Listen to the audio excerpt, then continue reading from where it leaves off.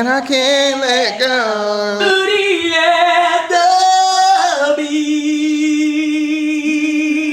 The chocolate cake has arrived. The very best. Look no further.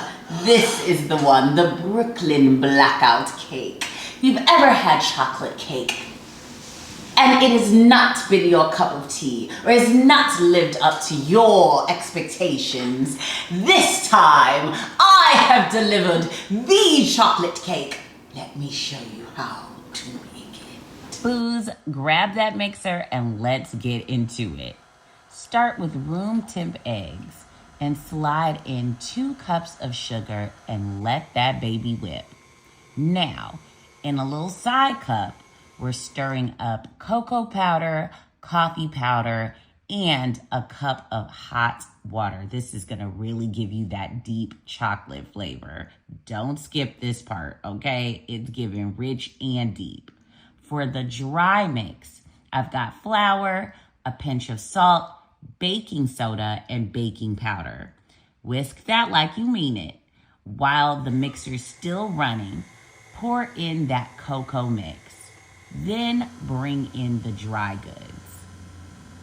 And because we like this cake moist, y'all, we're adding in oil, a cup of buttermilk, and for some flavor, a splash of vanilla. Pour it into a cake pan and bake at 350 for 22 to 25 minutes. Now, yes, I know it's bowl palooza up in here, but trust the process, okay? Sugar's already in one, so now we're whisking cocoa and flour together for our frosting base. Drop it in a pot with salt, 2 cups of milk, and a little vanilla. While that's working, pull your cakes out of the oven and crumble 1 layer. Don't ask questions, you'll see why soon. To finish our frosting, we're going to melt down semi-sweet chunks, whip in some butter, and this is about to be the silkiest, most decadent chocolate frosting your mouth has ever met, y'all. Now for some fun. We're gonna split the cake layers, and this is where you have to frost. You really need to just think about making sure that the layers of frosting are even. And after you frost, add a little cake crumbles, sprinkle those on, and repeat until the cake is towering and looks just like this.